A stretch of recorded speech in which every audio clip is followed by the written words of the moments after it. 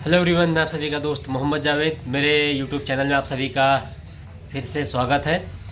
Guys, मैं एक छोटा सा यूट्यूब क्रिएटर और आप लोगों के लिए time to time video, the best video चयन करके लाता रहता हूं, ताकि आपको फ्यूचर में जब आपके पास BS6 के नाम से कोई गाड़ी आती है तो उसे चेक करने में आपको कोई दिक्कत ना हो। यही मेरा मकसद है कि जो आफ्टर मैकेनिक है हमारे जो शहरों में, गाँवों में, उन्हें BS6 में जो सेंसर होते हैं उन्हें चेक करने का, और एक्चुएटर जो होते हैं उन्हें चेक करने का क्या तरीका है, वो सारी चीज़ें मैं अपने चैनल पे टाइम टू टाइम बताते रहता हूँ। तो गाइज, जो आज हमारा वीडियो है, इसका जो ये इग्निशन कॉइल होता है, मैं आपको दिखा दूँ। ये जो इग्निशन कॉइल होता है, इसमें कितने तरह के कोड आते हैं जब ये काम नहीं करता है, वायरिंग फॉल्ट हो जाए तो कैसे सही करना है, कौन से वायर में कितना पावर आता है, कहाँ से आता है, वो सारी चीज़ें आज हम आपसे पूरी तरह से डिस्कस करेंगे।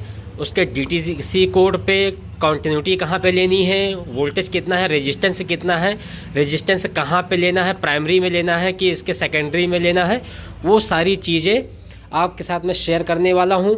कौन सा वायर इसके यहाँ ECU में आया है, कितने पिन नंबर में लगा है, वो सारी चीज़ें आपके साथ में आज हम डिस्कस करेंगे।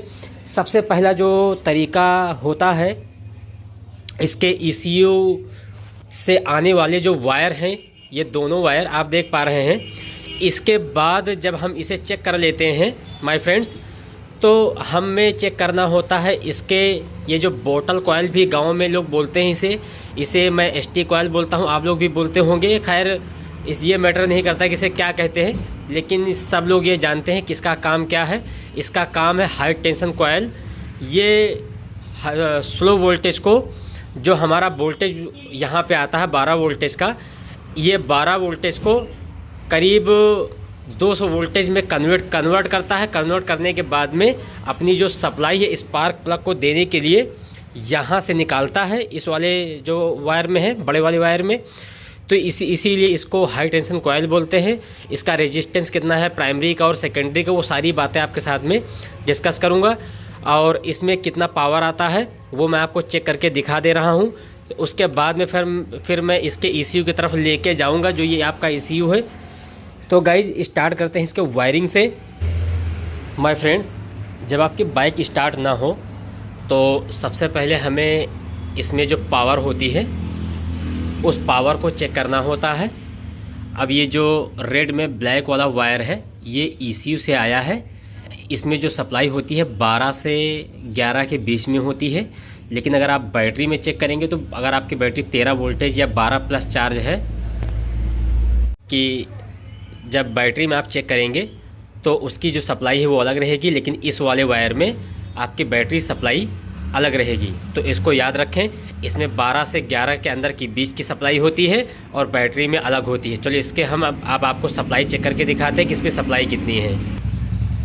यहाँ पर मैंने प्रोब को ऐड किया है, दूसरा बॉडी में यहाँ पे ऐड किया है, और सप्लाई आपको जितना मैंने बताया था 11 से 12 के बीच में ही सप्लाई इसकी आपको मिलेगी। 11 से 12 वोल्टेज के बीच में। और अगर अर्थिंग आपका लूज रहेगा तो थोड़ा सा गड़बड़ बताएगा। यहाँ पे आप देख लीजिए, एकदम सटीक बता रहा है, यानी ECU से हमारा जो वायर है वो प्रॉपर वोल्टेज लेके आ रहा है। अब जो ये दूसरा वाला वायर है, पिंक में ब्लू कलर का वायर, ये अर्थिंग का वायर है। और इसमें चेक करना होता है कि आपका अर्थिंग के अलावा पॉजिटिव की सप्लाई नहीं आनी चाहिए। तो जब हम इसमें प्रोब को ऐड करते हैं तो यहाँ पे हमारी कोई सप्लाई आपको देखने को नहीं मिलेगी। अगर 12 वोल्टेज की सप्लाई इसमें आ रही है तो आपका जो ये बोतल कॉइल या फिर ST कॉइल है, ये वर्क नहीं करेगा। तो कभी भी जब इसमें पावर की सप्लाई आ जाए तो दोनों वायर की कंटिन्यूटी, या जैसे भी संभव हो सके आपको इसमें दोनों में अलग अलग सप्लाई आपको निकालनी है। निकालनी क्या है, ये अर्थिंग का है, इसमें पॉजिटिव का पावर नहीं होना चाहिए, सिर्फ इसमें ही होना चाहिए। अगर इसमें पॉजिटिव का वायर रहेगा तो आपका ये ST कॉइल काम नहीं करेगा, एक्टिव नहीं होगा।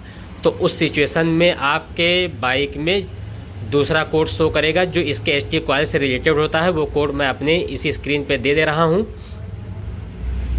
और जब इसमें सर्किट लो और सर्किट हाई का प्रॉब्लम या इश्यू आता है तो उसमें आपको 0351 नंबर का कोड यहाँ पे इसके वजह से आपको डायग्नोसिस करने पे आपको मिलेगा, या सर्किट हाई का बताएगा या सर्किट लो का बताएगा। तो दोनों सिचुएशन में आपको पावर चेक करना है। इसमें 12+ नहीं आना चाहिए तो सर्किट हाई बताएगा, 10 से नीचे जाएगा तो सर्किट लो बताएगा। इस चीज़ को आप जान लीजिए। लेकिन बैटरी सही होगी, तो ये नहीं कि अगर बैटरी आपकी 10 चार्ज हो तो ये 7 ही बताएगा, ऐसा नहीं है। तो उस हिसाब से आपको चेक करना है। अब दूसरा हमारा जो ये है ST कॉयल को कैसे चेक करना है, इसका रेजिस्टेंस कितना है वो आप देख लीजिए। वीडियो में गाइज बने रहें। वीडियो पसंद आए तो लाइक करें, चैनल को मेरे ज़रूर सब्सक्राइब करना। अब जो हमारा इसमें रेजिस्टेंस होता है, ये एक यहाँ पे प्रोब ऐड करना है और यहाँ पे करना है। तो ये वाला जो प्रोब होता है ये आपका होता है प्राइमरी और ये होता है सेकेंडरी। तो सबसे पहले जो हम प्राइमरी चेक करेंगे, इसका जो रेजिस्टेंस होता है कंपनी रिकमेंडेड वो होता है आपका ये 2 ओम से 2.5 ओम के बीच में होना चाहिए। मैंने यहाँ लिख के रखा है, आप देख पा रहे हैं, ये कंपनी रिकमेंडेड चार्ट है, आप स्क्रीनशॉट भी ले सकते हैं। तो 2 से 2.5 ओम के बीच में प्राइमरी होना ही चाहिए। तो दोनों प्रोब को जब हम इसमें सेट करेंगे, पहले मल्टीमीटर को सेट कर लेते हैं। यह हमारा हो गया और एक हमें यहाँ पे सेट करना है, इस जगह पे। यहाँ पे देखिए मैंने ऐड किया, एक प्रोब ऊपर लगा हुआ है, आप देख पा रहे हैं। कंपनी रिकमेंडेड 2.5 यानी 2 से 2.5 के बीच में इसकी जो रेजिस्टेंस की वैल्यू होती है वो शो कर रही है। तो जो मैंने बताया एकदम सही है। अब जो दूसरा ये सर्किट चेक करना है वो सेकेंडरी होता है, जो यहाँ से आया है, जो स्पार्क प्लग के लिए आता है। तो हमारा ये प्राइमरी हो गया। अब सेकेंडरी वाले वायर में हम इस प्रोब को लगाएंगे तो इसका जो है वो करीब 9 से 10 के बीच में आता है, किलो ओम में आएगा। इसका ओम में होता है और ये वाला किलो ओम में होता है, क्योंकि ये हैवी सर्किट होती है तो इसका रेजिस्टेंस आपको ज़्यादा देखने को मिलेगा। आप देख पा रहे हैं 9 से 10 के बीच में शो कर रहा है। और जो मैंने लिखा है कंपनी रिकमेंडेड, यहाँ भी देखिए 9 से 10 किलो ओम सेकेंडरी वाला है। तो हमारा कहने का मतलब ये है, जो मैंने अभी आपको दिखाया, इससे ये साबित हुआ कि हमारी जो ये बॉटल कॉयल या ST कॉयल या लीड कॉयल ये एकदम प्रॉपर सही है, कोई कमी नहीं है। लेकिन एक चीज़ और याद रखें, ये जो आपका होता है प्लग कैप, इसे आप लगा के चेक ना करें, क्योंकि इसका अपना खुद का रेजिस्टेंस होता है लगभग 5 किलो ओम का। जब आप इस वायर में इसे कनेक्ट करके लगाएंगे तो जो यहाँ पे 9 बता रहा है वहाँ लगभग 14.5 के आसपास बताएगा, यानी 15 के बीच में और 14 के बीच में रहेगा। क्योंकि यहाँ से इसको लगाने पे चेक करने पे आपका 15.5 इसमें बढ़ जाएगा, तो 15 के आसपास हो जाएगा। वो मैं आपको लगा के दिखा रहा हूँ गाइस। जब मैंने चेक किया, चेक करने पे मुझे पता चला, यहाँ पे देखिए जो मैंने बताया था 14.5 यानी 14 से 15 के बीच में किलो ओम में इसका रेजिस्टेंस आ रहा है। यानी इसका मतलब ये हुआ कि इसका अपना रेजिस्टेंस अलग होता है, लेकिन हमें चेक करने की जो प्रक्रिया है, इस प्लग कैप को निकाल के ही चेक करना होता है। तो जितनी बातें अभी मैंने बताई हैं, अब ये दोनों चीज़ें हमारी सही हैं, वोल्टेज भी आ रहा है, सब कुछ प्रॉपर है। अब इसमें चेक करना होता है अर्थिंग।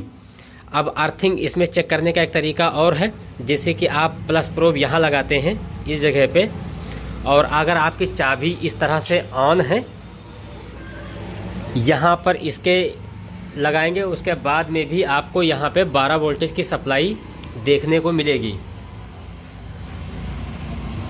देख लीजिए, दोनों में लगा के मैंने दिखाया, दोनों माइनस प्लस होते हैं, अलग नहीं होता है।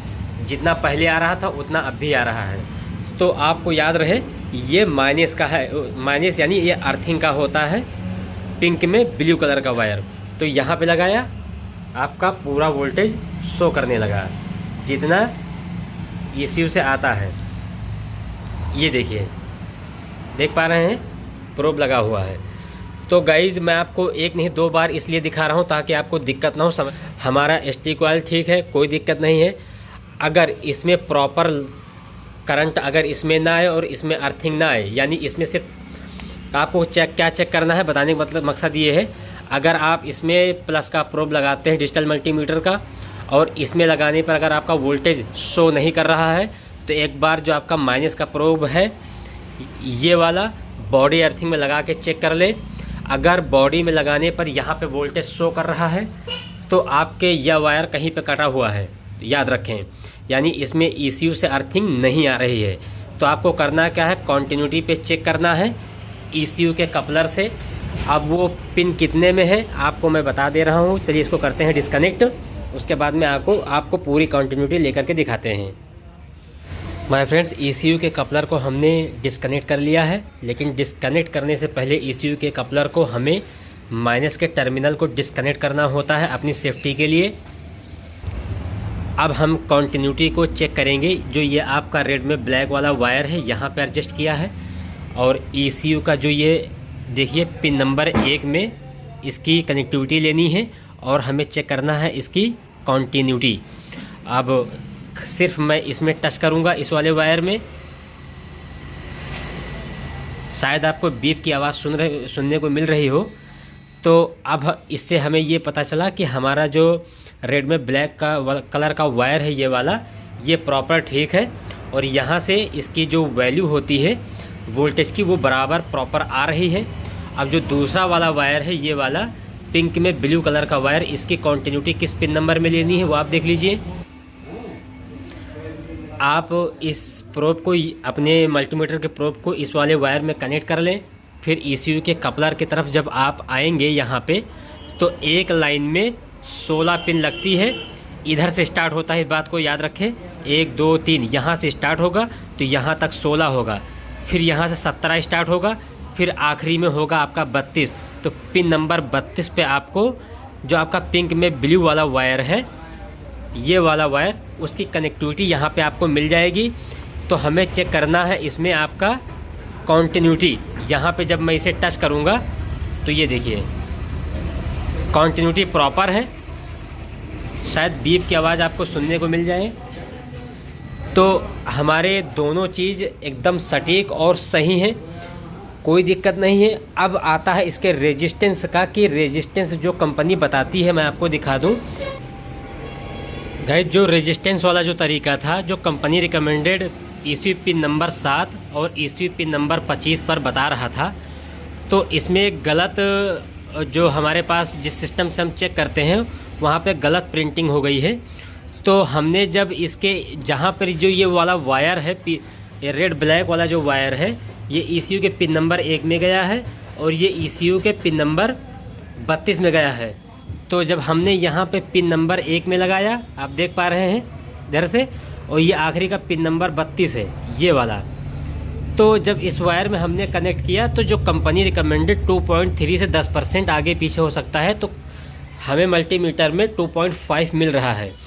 तो यहाँ से भी आप रेजिस्टेंस चेक कर सकते हैं, लेकिन उसके लिए आपको करना क्या होगा कि ये जो प्रोब है ये लगे होने चाहिए। जो ये वायर है अगर आप इसे निकाल देते हैं तो यहाँ पे शो नहीं करेगा। आप देख लीजिए वायर निकला हुआ है।